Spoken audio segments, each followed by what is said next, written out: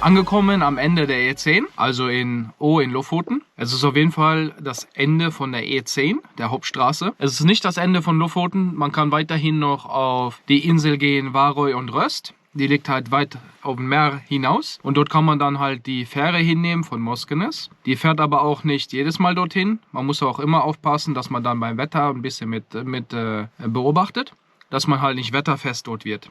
Es kann nämlich vorkommen, dass halt das Wetter ziemlich schlecht ist oder umschwingt. Und dann verbringt man halt unfreiwillig ein paar Tage extra auf den Inseln. Also denkt dran nach, wenn ihr hier seid und überlegt, dorthin zu gehen. Ich selber war leider noch nie dort. Das habe ich vielleicht noch auf meiner Liste, muss ich mal schauen. Aber das würde ich dann erst im Sommer machen und nicht in April, Mai. Jetzt ein bisschen mal hier rumlaufen in dem kleinen Fischerdorf. Und dann zeige ich euch mal ein paar Eindrücke hiervon. Also wie gefällt es dir hier am Ende von Lofoten? Am Ende von Lofoten. Ja, ich war vorhin auf dem Berg da oben. Die Aussicht ist schon sehr geil. Wenn irgendwer Zeit hat und Lust hat, sollte auf jeden Fall den Hiking-Track machen, der dort lang führt. Der braucht bestimmt, ich weiß gar nicht, 2 Stunden auf jeden Fall. Es lohnt sich 100 Pro. Die Aussicht ist der Wahnsinn. Also schon ganz cool, ja.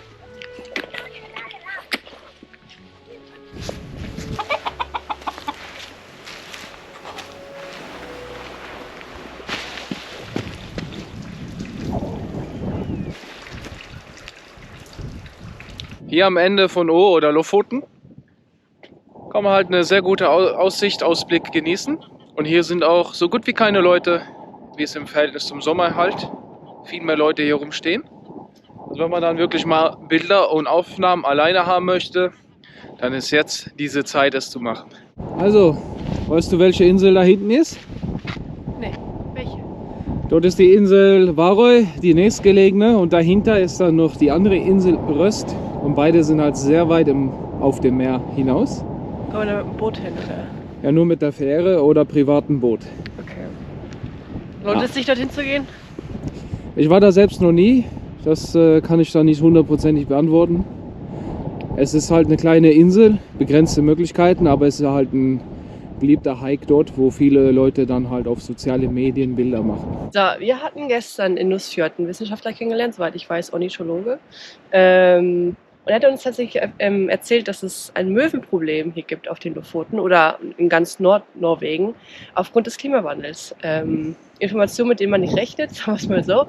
Das Hauptproblem ist, dass die Temperaturunterschiede zu groß geworden sind, entsprechend die Futterquellen der Möwen auch weiterziehen, plus die Nesterbildung oder die Stürme erschweren die Nesterbildung, weil die Stürme werden stärker, sie werden unregelmäßig, die tauchen plötzlich auf, kommen schneller, gehen schneller. Und das erschwert die Nesterbildung. Und man kann ja an einigen Felsen, wie da hinten auch sehen, dass da alles vollgeschissen ist. Das sind allerdings alte Vogelnester. Also wir haben jetzt vielleicht nur 2 Möwen dort gesehen. Normalerweise müssten die Felsen voll sein, genauso wie dort oben. Und die Zahlen sinken rapide ab, leider. Es wurde auch schon Schuss freigegeben für Krähen, soweit wir darüber informiert wurden. Weil die Krähen tatsächlich die kleinen Eier von den Möwen stehlen und auffressen. Das ist natürlich kontraproduktiv für die Vermehrung der Möwen und die Schutzmaßnahmen. Aber ja, es ist auf jeden Fall ein Problem hier mit den Möwen. Das hat man so gar nicht vor Augen gehabt. So, jetzt kommt irgendeine super Story. Was wolltest du mir erzählen mit den Touristen? Also etwa vor 4 bis 8 Wochen seht ihr diese Hütten hier. Und davon ist auf jeden Fall eine durch den Sturm ins Meer geblasen worden und ist komplett zerbröckelt mit Touristen da drin. Es war eine Familie, ein Franzosen mit seiner Frau, ich glaube ein Kind auch dabei. Zum Glück haben die es halt überlebt. Es ist halt nicht alles Gold, was glänzt hier in Lofoten, darüber müsst ihr mal nachdenken. Es war also richtiger Sturm. Und hier ist ein Norweger aus Südnorwegen, der hat halt hier was gekauft und meinte halt, mit billigen Lösungen könnte er halt viel Geld verdienen an Touristen. Und hat er dann diese Hütten aufgestellt ohne richtigen Fundament. Und ihr seht ja, es ist immer sehr viel Wind hier, ganz in der Außenkante von Lofoten. Im Sturm sind die halt dann ins Wasser geflogen und haben zum Glück überlebt. Und ihr seht, jetzt haben die halt große Betonblöcke mit Spanngurten drüber gemacht, dass nicht weitere Hütten ins Meer fliegen. Und wann ist es passiert? Nachts oder tagsüber? Das war wohl am Abend, Nachmittag, denke ich mal, was ich halt in den Nachrichten gesehen habe, weil das ja dann in den ganzen Nachrichten waren. Ja. Kurz Eisbaden gegangen, ist auch nicht so schön. Ja, die haben halt alles verloren, alle seine Wertsachen, Pässe und so weiter und mussten halt ins Krankenhaus, Urlaub abgebrochen. Wie ihr da seht, sind halt noch die Fundamentierungen übrig. Das sind einfach nur Steine und da wurde halt die Hütte einfach nur draufgesetzt. Ist die Hütte auch von den Steinen weg, also verschoben worden, wie ihr seht. Ist ungefähr 2 Meter hat die sich bewegt und ist auch fast ins Meer geflogen mit Österreichern in der Hütte.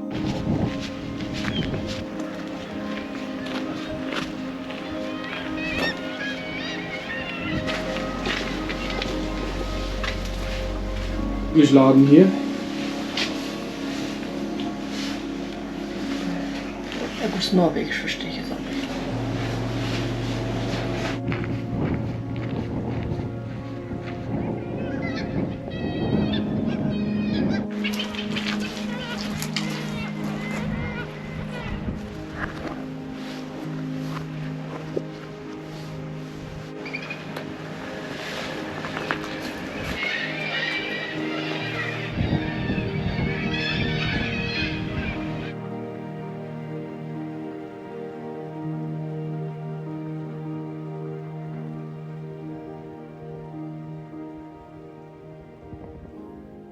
Stehen wir gerade an dem Parkplatz zum Hike nach Rheinebringen in Rheine auf den Lofoten. Es ist bewölkt, ein bisschen frischer Wind und es ist eigentlich ziemlich leer, weil es halt in der Off-Season ist. Natürlich liegt dann Fischgeruch in der Luft. Ein Norweger, den ich kenne, der sagt halt mit seinem Sprichwort, es riecht nach Geld, weil es halt sehr teuer ist und sehr viel kostet, da die es halt exportieren. Und das ist halt die Industrie, was die haben in Norwegen. Wie gefällt dir den weltbekanntesten Ort auf den Lofoten, Rheine? Also, es sieht schön aus, es ist halt ein Berg. Also, ich bin immer zu haben für schöne Landschaften, ja. Ich weiß auch nicht, warum es so hart gehypt wird, aber es ist sehr schön. Es riecht sehr nach Fisch, deswegen so. Aber ja, die Aussicht kann man auf jeden Fall gut genießen. Der Berg wäre dort oben. Da sterben halt jeden Winter Leute, weil die halt die Warnhinweise nicht beachten und halt fürs Leben hiken müssen. Ist natürlich sehr schade, dass es passiert. Man sollte auch darauf hören, was die Norweger sagen und die Kommunen, dass man da nicht hoch soll. Hier sind wir jetzt auf der kleinen Insel Sakrisøy oder auf den Lofoten. Hier ist Anitas Schwimmbad. Hier war ich schon mehrmals essen und das kann ich auf jeden Fall empfehlen, dass ihr hier anhält und den Fischburger ausprobiert. Preislich könnt ihr selber entscheiden, ob es wert ist oder nicht, aber geschmacklich kann ich es auf jeden Fall empfehlen. Das ist super.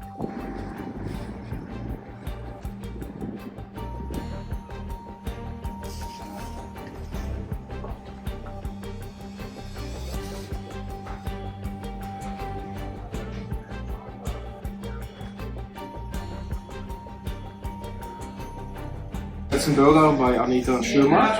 Es ist mit Dorsch, Shrimps und Räucherlachs und Salat. Es schmeckt sehr gut. Es ist eine gute Mischung von Fisch. Wer Fisch mag, kann ich das auf jeden Fall empfehlen. Es ist warm und schmeckt sehr gut. Wer keinen Fisch mag, Muffin geht auch.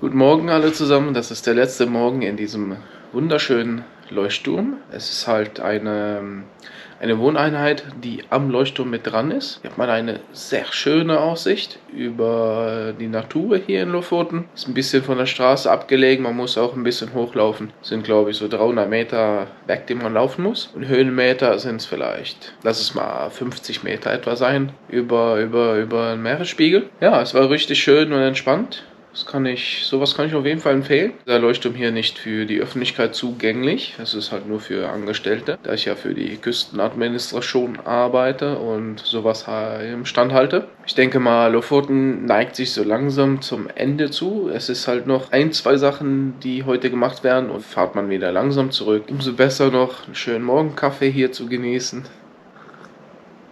Hier ist das ja ein extraordinäres Erlebnis, dass wir hier uns einbuchen konnten, spontan. Ja, auf jeden Fall.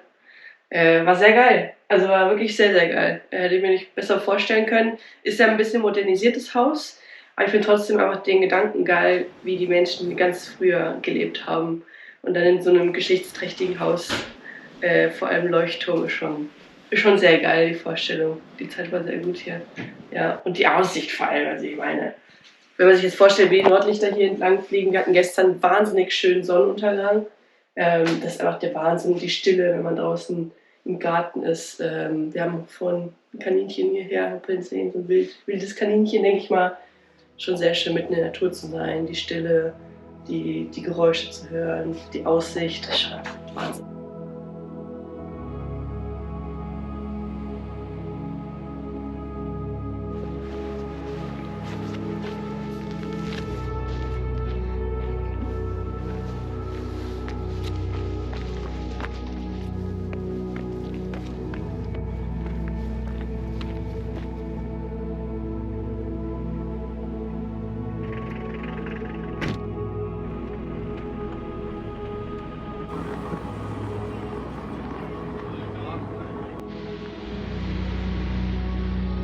Gerade in Borg angekommen. Hier ist der berühmte Wikingermuseum, wo viele immer anhalten und stoppen. Es hat halt begrenzte Öffnungszeiten. Ich glaube, es war von Mittwoch bis Freitag oder Dienstag bis Freitag von 10 bis 4 Uhr. Dann schauen wir mal, wie viel es kostet und ob der Besuch für euch wert ist.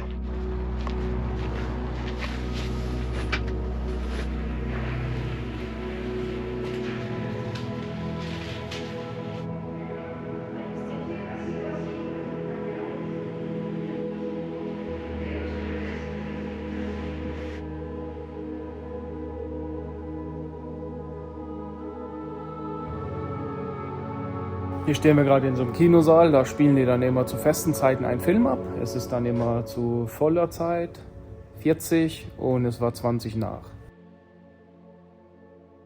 Das ist, glaube ich, Norwegens günstigste Eis, was ich in 10 Jahren gekauft habe, da die 70% anbieten, da es wahrscheinlich weg muss. Hat man dann natürlich einen Kaffee, was ganz normal ist, mit Auffüllen umsonst.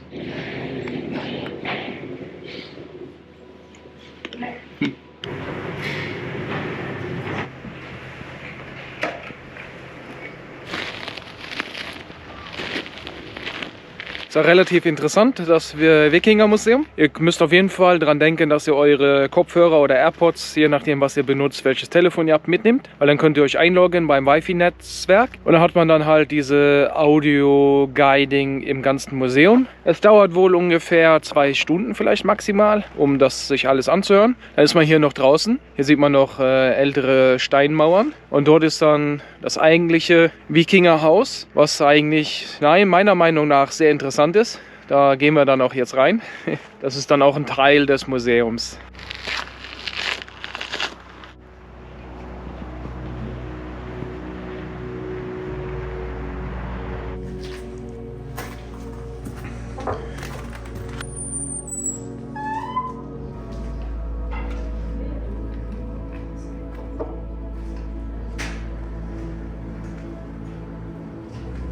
Also, jetzt haben wir halt die ganze Rundführung gemacht und haben das historische Viking-Gebäude gesehen. Ist es lohnenswert, hier hinzugehen oder nicht? Also Rundführung im Sinne von Guide gab es nicht, aber es gab einen Audioguide mit Nummern an allen Plätzen und ich fand es wahnsinnig interessant, sehr spannend, muss ich sagen. Ich liebe auch Archäologie und alles, das ist komplett mein Thema, deswegen habe ich mich da ganz gut drin verloren. Aber wenn ihr euch hier umguckt, dieses Haus ist einfach der absolute Wahnsinn, das Museum grandios. Also wenn ihr hier seid, auf jeden Fall besuchen gehen, wenn ihr euch für Archäologie und den Wikingern interessiert. Ihr lernt ein bisschen was über die Wikinger selbst, über die hier gelebt haben an diesem Ort, deren Geschichte, Leben etc. pp. Also sehr, sehr interessant. Es waren so ungefähr 10 bis 15 Jahre, ich glaube 15 Jahre her, wo ich hier zuletzt war. Ich kann euch auf jeden Fall empfehlen, hier im Sommer hinzugehen. Ich denke mal, dass da mehr los ist. Hier in der Off-Season, da haben die halt weniger Aktivität im Museum und draußen. Sofern ich bin mir nicht 100% sicher, aber ich meine, die hätten halt ein bisschen mehr Aktivität auf jeden Fall zur Sommerzeit.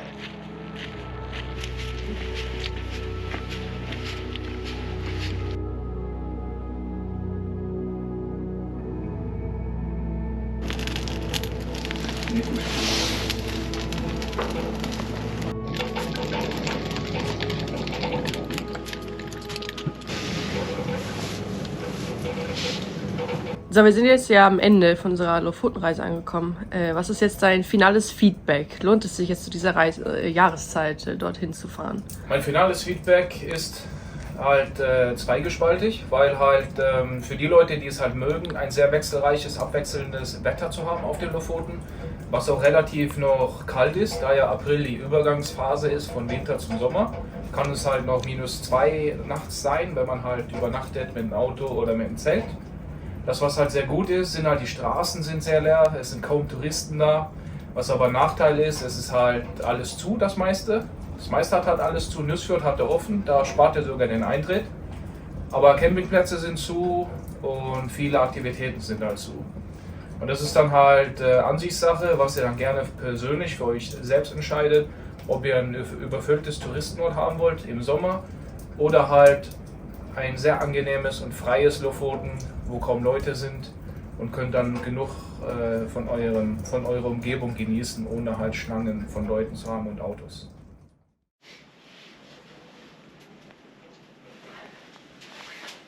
Ich hoffe, diese Serie hat euch gefallen auf Deutsch und dass ich auch einige eure Fragen dadurch beantworten konnte, ob es sich halt lohnt, auf die Lofoten zu fahren im Frühling, das heißt also in April, Mai, oder ob es sich nicht lohnt. Schreibt gerne in den Kommentaren hier, was ihr gerne denkt, also was ihr drüber denkt und was eure Meinung ist, wie ihr die dreiteiligen Videos findet. Das würde mich sehr freuen, wenn ich Rückmeldung von euch bekommen würde. Und natürlich auch, ob ihr irgendwas noch sehen möchtet, ist halt die Frage. Ich teste momentan ein bisschen aus auf Deutsch und Englisch und versuche halt zu schauen, wo am meisten Interesse ist. Und es ist auch davon dann abhängig, wie sich mein Channel dann weiterhin in der Future, also in der Zukunft gestaltet.